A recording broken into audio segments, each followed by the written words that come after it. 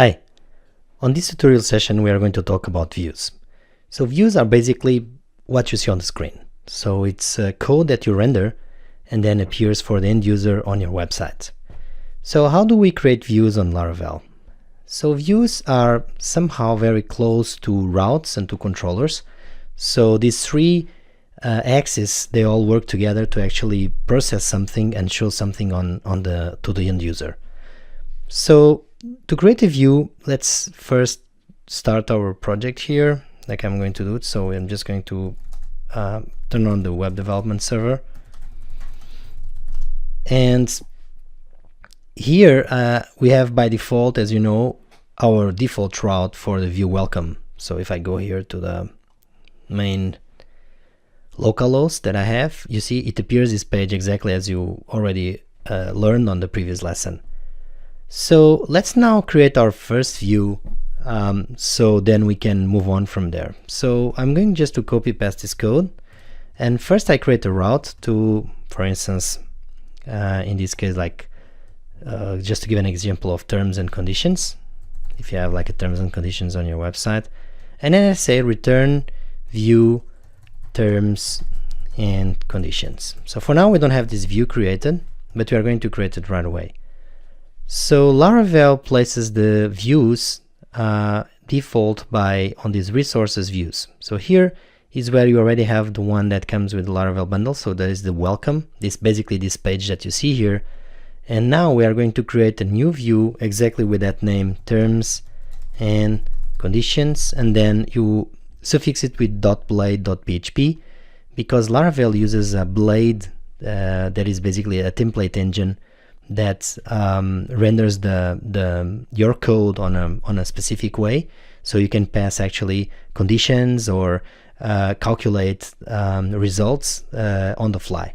So we're going to see that also in a moment. So let me just move these to the right place. I just created inside the resources, so I'm just going to put it inside the views. So let me just write here hello world, so we can see this view in action. So again, on the web, I just place a route get terms and conditions. So if you go back here and you write terms and conditions, you see that it says hello world. So our view is being rendered on the screen exactly as we want.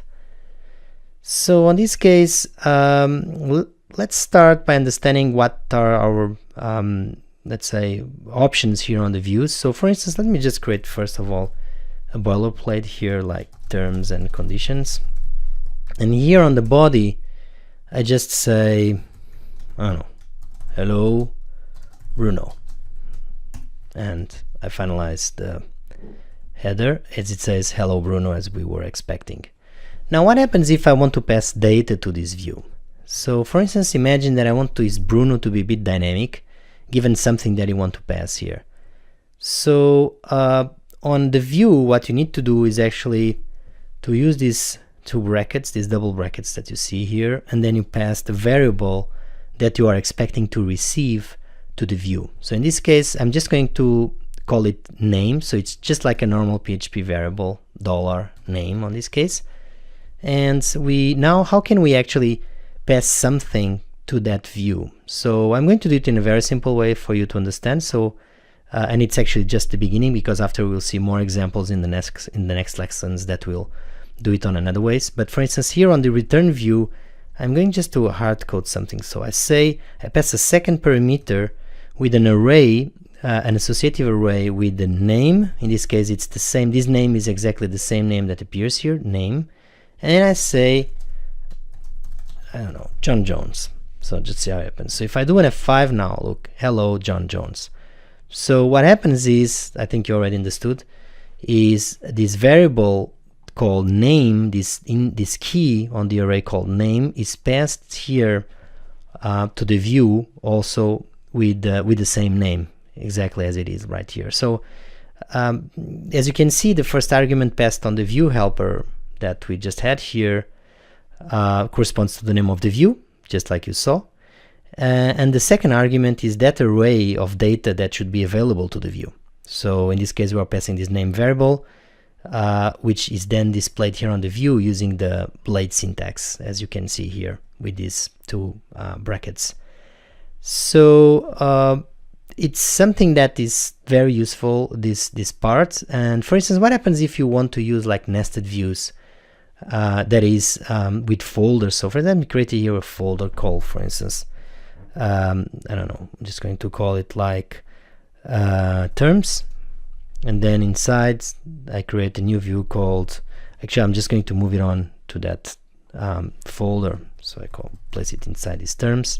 So now I have views, terms, and something inside. So how can we work with this? We just call the folder and then we place a dot, and now I'm going to just write here another thing, so you can see Richard Gareth, and then if you go here, do an F5 and it says hello Richard Gareth. So as you can see, I moved the view inside the folder terms, and you just need to pass the dot to mention. You can pass actually any dot, and it just renders the view at the end with the name of the view that you pass here. So it's very simple.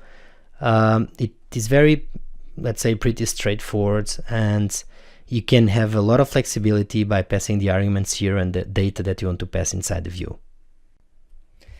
So on this episode we just learned what views are, and combined with what you learned on the previous lesson about routing, you start to see how the Laravel framework works on. So we have the routes, we have the views.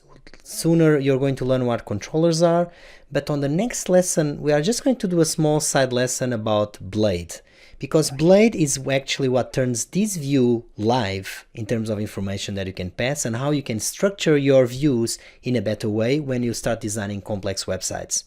So stay tuned, and let's go for the next lesson that is all about the Blade engine in Laravel, that is very specific for Laravel, and it's awesome. You're going to see it. Thank you for watching this video.